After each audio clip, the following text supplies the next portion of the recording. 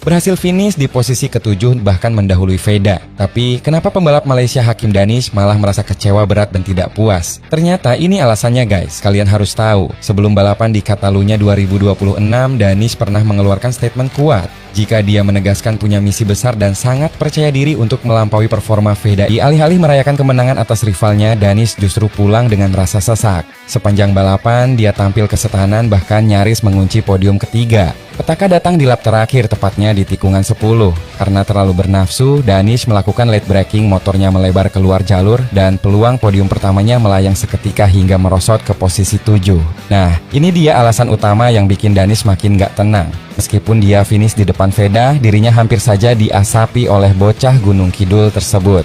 Bayangkan, Veda Ega Pratama harus start dari posisi ke-20 karena kualifikasi yang buruk. Tapi dengan aksi comeback yang gak masuk akal, Veda merangsek naik 12 tingkat dan finish tepat di posisi ke-8. Hanya terpaut tipis di belakang Danish saat menyentuh garis finish di lap akhir. Danish memang sukses finish ke-7, tapi dia tahu Veda yang start dari posisi 20 hampir saja merebut posisinya di detik-detik terakhir. Rivalitas dua talenta muda Asia Tenggara ini makin panas. Halo sahabat Mati Rosso, Hakim Danish gagal podium.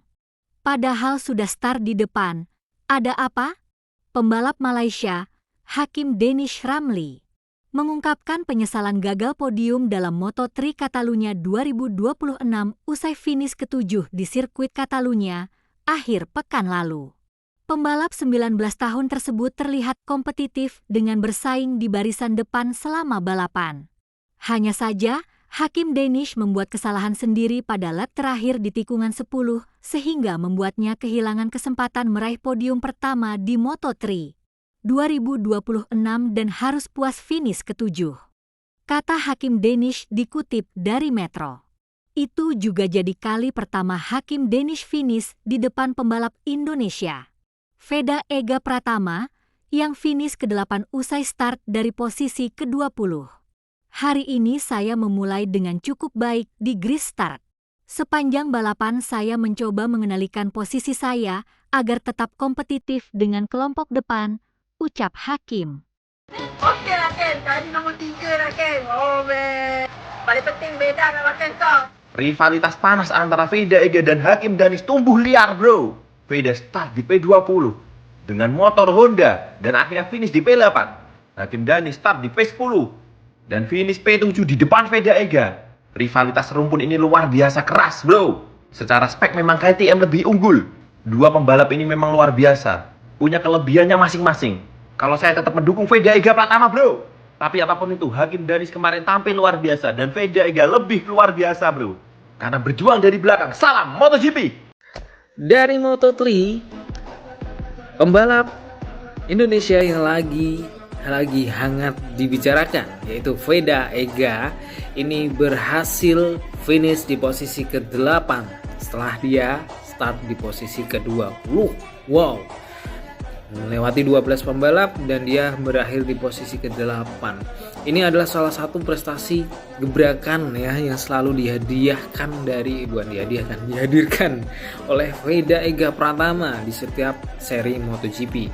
Dan kita tahu untuk klasemen sementara pun Veda Ega masih ada di top 10 setauku, dan terakhir itu kalau nggak salah di top 5 guys ya. Jadi ini juga menjadi salah satu alarm bahwa kalau misalkan konsisten terus, ini bukan tidak mungkin Veda ini bakal tetap di top jajaran juara dunia, walaupun terpaut jarak yang cukup jauh karena pemimpin sementara sang pembalap di Moto3 siapa guys, lupa Mark Hughes atau siapa ya istilahnya, itulah agak susah namanya guys.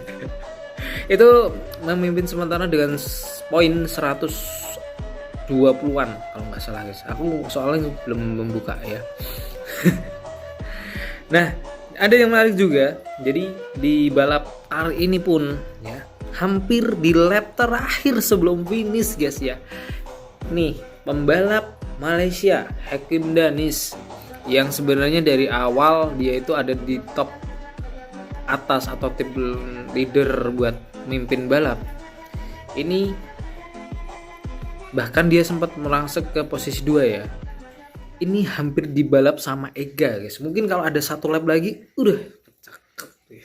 Cuma sayang karena memang udah nggak apa ya, bukan kayak nyanda. Wah, lapnya udah selesai. Jadi ya puas hati, Veda Ega harus di belakangnya si Hakim Danis.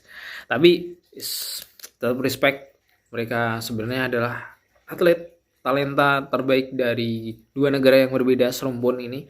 Kita harus tetap respect, tetap support mereka, walaupun ya kita harus tetap beda lah. Oke, gitu aja.